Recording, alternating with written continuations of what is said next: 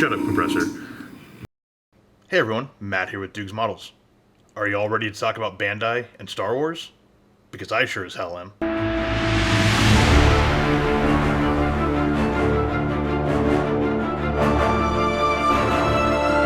So, I've been known to unload on the occasional kit or kit manufacturer for sloppy, lazy engineering, poor quality control. You get the idea. But in this video, I want to turn my sights on what is probably one of the more beloved brands in the hobby, at least over the past 5 to 10 years. And I'm talking about Bandai.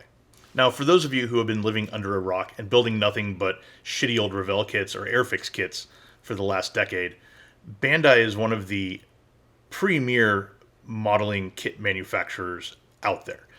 Their injection molding is probably second to none. The only companies I can think of that have ever come close to matching it are Tamiya and Wingnut Wings. Other than that, I can't think of anybody. Their kits are exceptionally well molded. They put multiple colors and solids and clear parts on the same sprues. Things are literally molded in colors so that they can be press fit together and you don't have to paint them, which pointless for me, but there are plenty of modelers out there, especially in like the Gundam world, who prefer just slapping them together, colors as they are, and then going from there. So they know their market. And the technology to pull off that kind of molding is truly impressive. Now, Bandai also holds the license to produce Star Wars kits, which is, one would think, big money, right? One of the most popular science fiction franchises in existence. And one that is currently going at, full tilt with The Mandalorian Season 2 just wrapping up, all kinds of new shows announced, a Rogue Squadron movie on the way, another Star Wars movie with Taika Waititi directing it.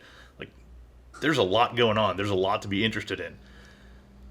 And where the fuck is Bandai? Where are they in all this? So, several years ago, back around the time that The Force Awakens came out, they pretty much wowed all of us by just dropping a shitload of fantastic kits on the market. The X-Wing, the Y-Wing, the A-Wing, TIE Fighter, TIE Interceptor, the new X-Wing, Slave One. There's a bunch of things that came out and pretty much blew everybody away. And then it just stopped. They don't make new shit anymore.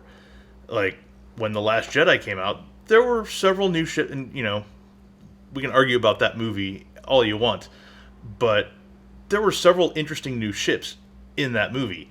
There was the Resistance bomber, was it called the Star Fortress or something like that? That would have been a cool kit, even though the movie kind of wasted those things.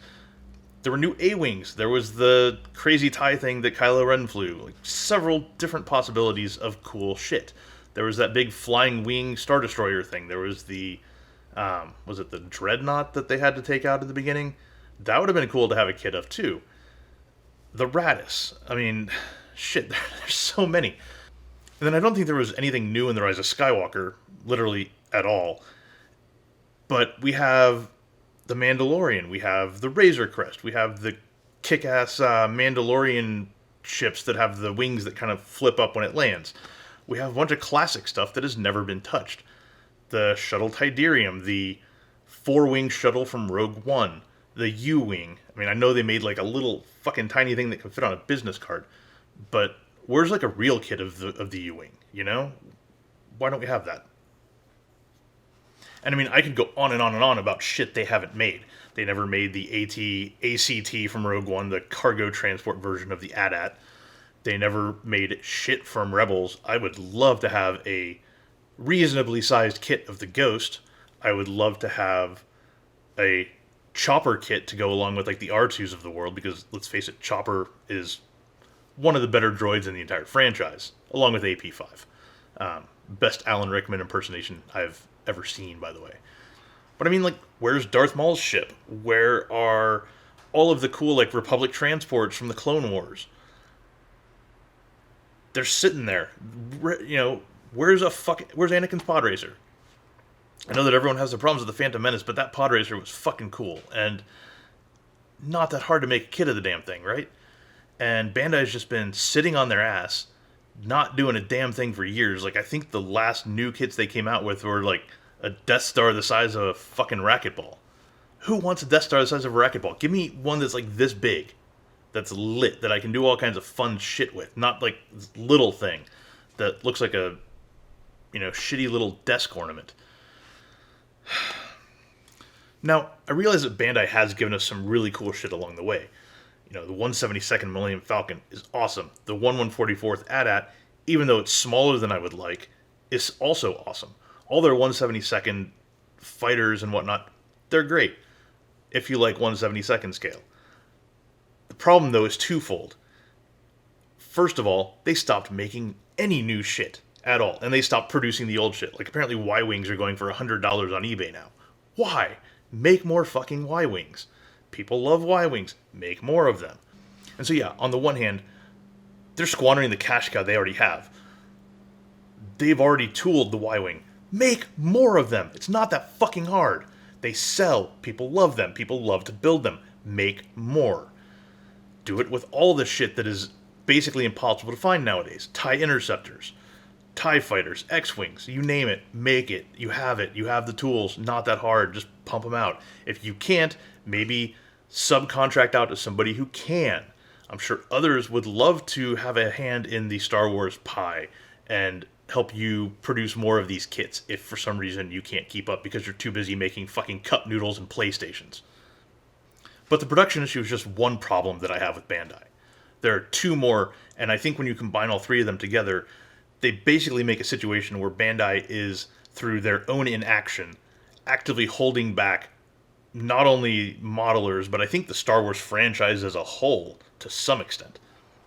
So the second big thing is just not making new kits. Like I ran through that whole list earlier. There's a ton of Star Wars subjects out there they could be making.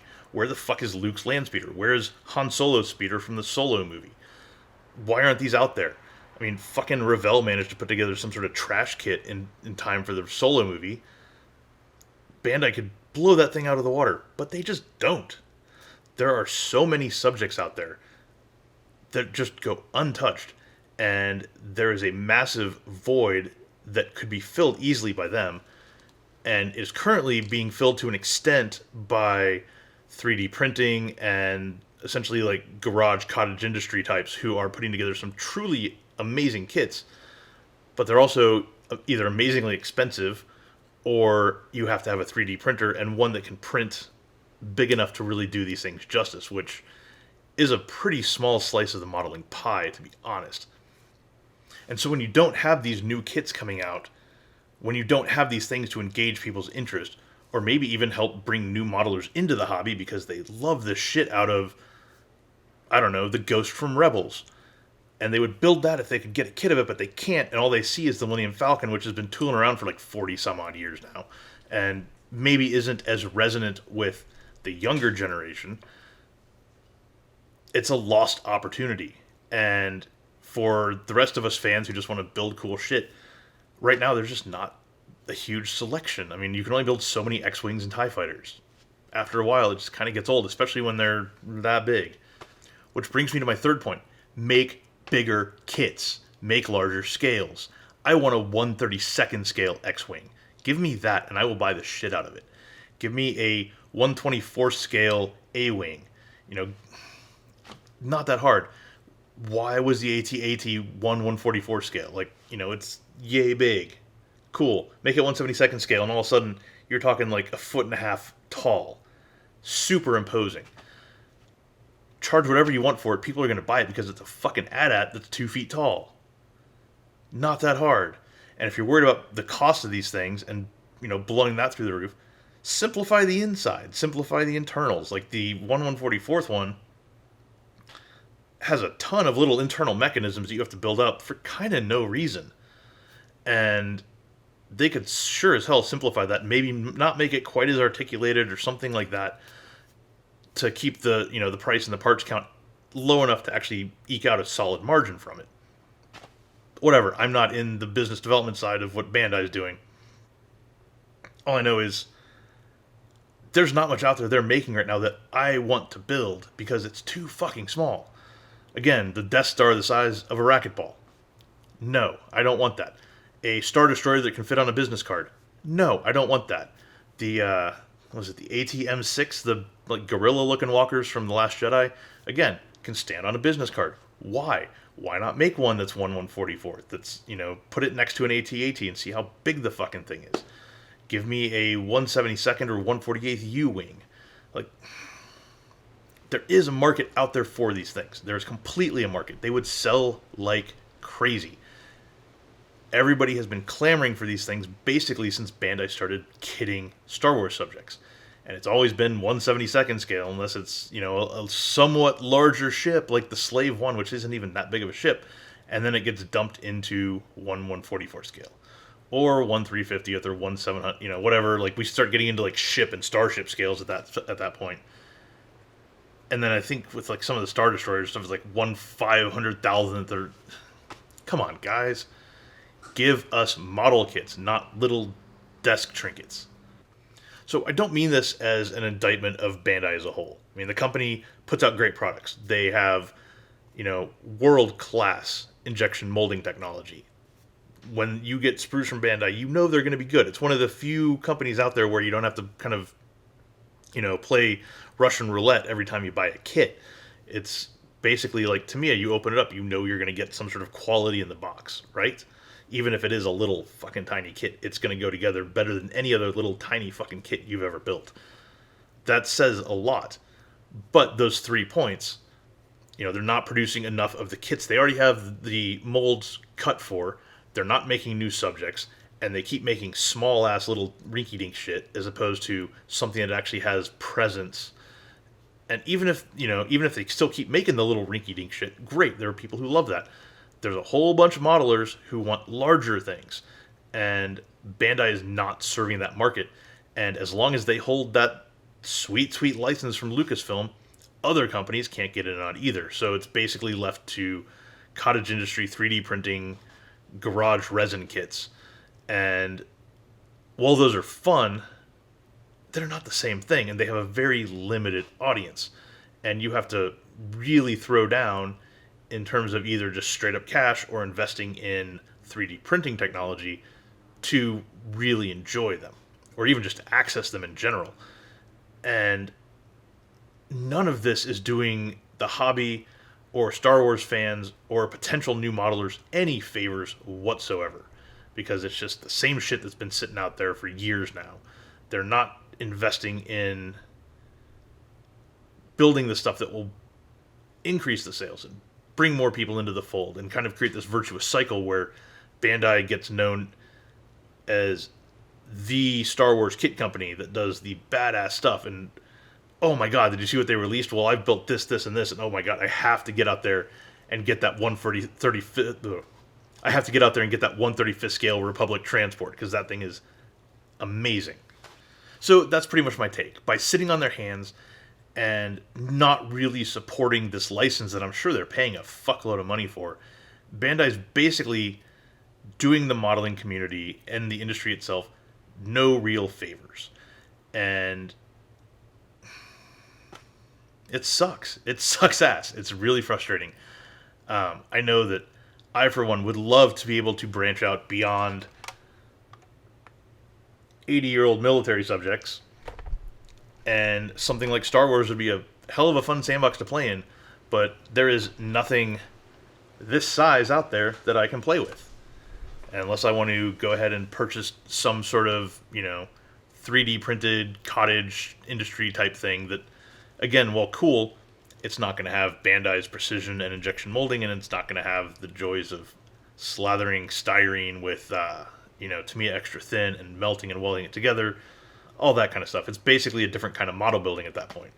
And I will endure it if I have to, if that's what I have to do to get the subjects that I want. But I'd really love to be able to buy them from Bandai. So yeah, that's just me ranting a bit about the way that I wish the world was, as opposed to the way that it is. So, what do you think? Do you think Bandai is actively, or inactively, I should say, harming the Star Wars community, harming the modeling community by sitting on their ass and not doing anything and not pumping out these new kits to support all the great new stuff that's been coming out? Or do you think they're fine the way they are? Do you think they're fine having made a few kits a couple years ago, smaller scales, and now I guess just sort of letting the tap run dry. Sound off in the comments. I'd love to hear what you think, and check you later.